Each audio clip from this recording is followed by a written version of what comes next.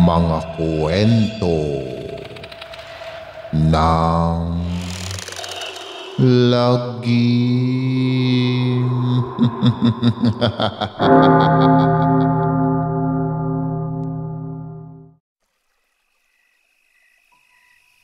Kamusta na mga giliw naming tagapakinig? Maaari po kayong mag-send sa amin ng mga kwentong katatakutan at pwede po kayong mag-like at mag-comment kung nasang lugar po kayo para ma-shoutout po namin kayo sa susunod naming kwento. Maraming salamat mga giliw naming tagapakinig. Don't forget to like and subscribe our channel para palagi po kayong updated sa mga kwentong katatakutan. Nauna ng tinulungan ni Kanena ang dalagang si Letty para magkaroon nito ng pagkain dahil naaawang matanda nang malamang na snatch ang wallet ng dalaga. Sunod ay silang mag-ina naman ang tinulungan ni Letty nang harangin sila ng isang gang at saktan. Doon nila natuklasan na isa pala itong aswang. Isinama nila ang dalaga sa bahay nila at inalok na doon muna ito tumuloy pansamantala. Sa pagdaan ng mga araw, napansin ni Kanena ang espesyal na pagtrato ng anak niyang si Manuel sa dalagang aswang. Kinausap niya ito at sinabing hindi siya tutol kung nais nitong mahalin ang isang gaya ni Letty.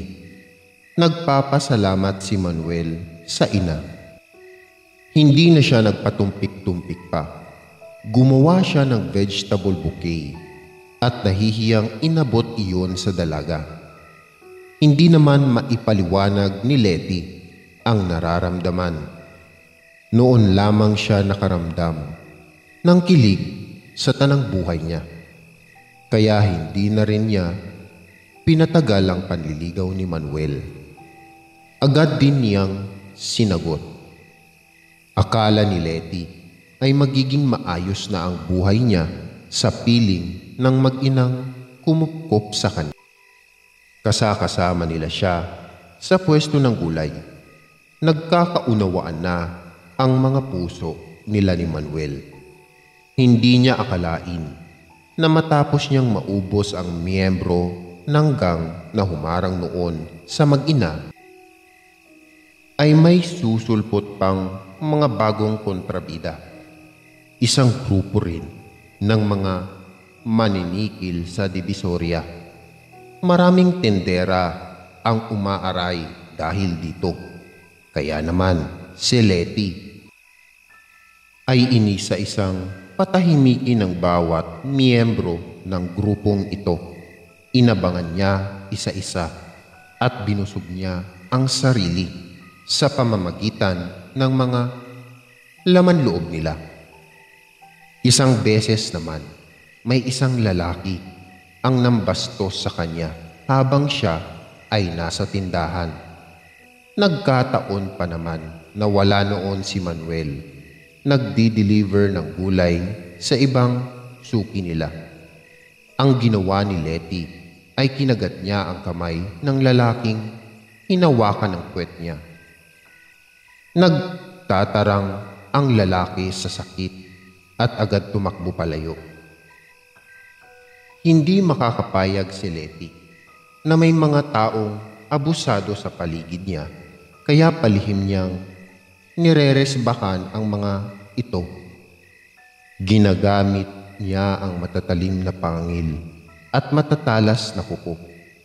Kasabay niyon ay ang paglaganap ng balita tungkol sa aswang dahil sa mga natatagpuang mga biktima. Binalaan ni Kanena si Letty na maghinay-hinay sa ginagawang pangbibiktima. Ipinaalala niya sa dalaga na ang ipinunta nito sa Maynila ay upang magbagong buhay, upang magkaroon ng payapa at tahimik na buhay na hinahangad din naman ng lahat.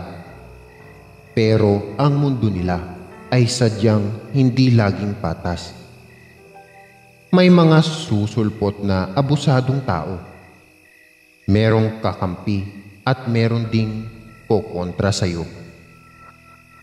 Pero hindi pagpatay ang solusyon dahil meron silang kinikilalang Diyos na tanging may karapatan na kumuha ng buhay ng lahat ng nilalang sa mundo. Kailangan daw ni Letty na kontrolin ang sarili sa gitna ng galit sa mga taong mapang-abuso sa kapwa. Hindi makapangako si Letty pero sisikapin daw niya. Nang mga sumunod na araw ay patuloy na kumalat ang balita tungkol sa gumagalang aswang. Nagsagawa ng mga pagruronda ang mga tanod sa buong Divisoria. Pati mga kapulisan ay tumulong na rin. Nagalit si Kanina kay Letty kung paiiralin pa rin daw ang dalaga ang dugong aswang ay mapipilitan siyang paalisin ito sa bahay nila. Ngunit iginiit naman ng dalaga na wala na siyang kinalaman sa napapabalitang aswang. Nahihiya na si Letty kay Kanina, kaya siya na mismo ang nagpasya na aalis na siya. Hinatok siya ni Manuel sa silid. Naabutan siya nitong nag-iimpake ng mga damit. Hinawakan ni Manuel ang kamay ng dalaga at sinabing kung itutuloy nito ang pag-alis ay sasama siya. Ayaw niyang magkalayo-layo sila. Binawi ni Letty ang kamay at hinawakan ang magkabilang pisngi ng binata bago sinabi na hindi niya ito pwedeng isama dahil kailangan nito ng sariling ina, ani ni Letty. Walang dapat ipag-alala si Manuel. Kaya na niyang mabuhay ng mag-isa dahil tinuruan nila siya. Hating gabi, nang lumabas sa bahay ng mag-ina si Letty, sa madilim na kalye ay nagulat siya nang isa-isang maglapagan sa harapan niya ang mga kapwa aswang. Kilala niya sila, mga aswang na mula sa kanilang probinsya. Tinanong agad ni Letty kung ang mga ito ba ang nangbibiktima sa Divisoria. Hindi naman sinagot ni Helga ang tanong niya. Si Helga ang isa sa mga namumuno sa samahan ng mga aswang sa probinsya. Hindi na raw mahalaga kung mambibiktima man sila sa lugar na yun o hindi. Ang mahalaga ay kailangang sumama ni Letty sa kanila pabalik sa probinsya para harapin ang kaparusahan nito sa ginagawang pag-alis ng walang kaalam. Umalma ang dalaga, aniya. Hindi na siya babalik sa probinsya at ayaw na rin niyang mambiktima ng mga tao.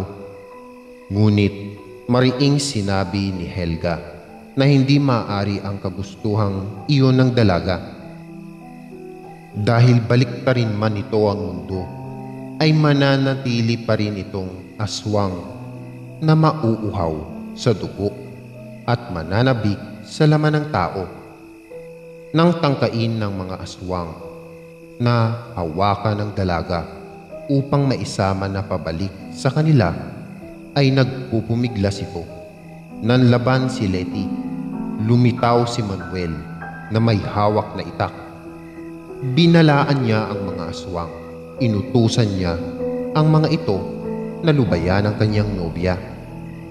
Nilibak naman ng mga aswang ang kakayahan niya dahil isa lang siyang pangkaraniwang tao at walang karapatang umibig sa kagaya nila. Anang binata, huwag daw ismuli ng kakayahan niya. Hinamon niya ang mga ito. Nasubukan siya.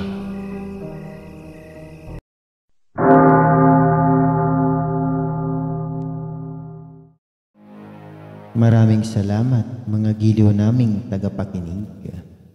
Huwag po nating kalimutan mag-subscribe at mag-like ng ating channel para sa mga kwento ng lagi.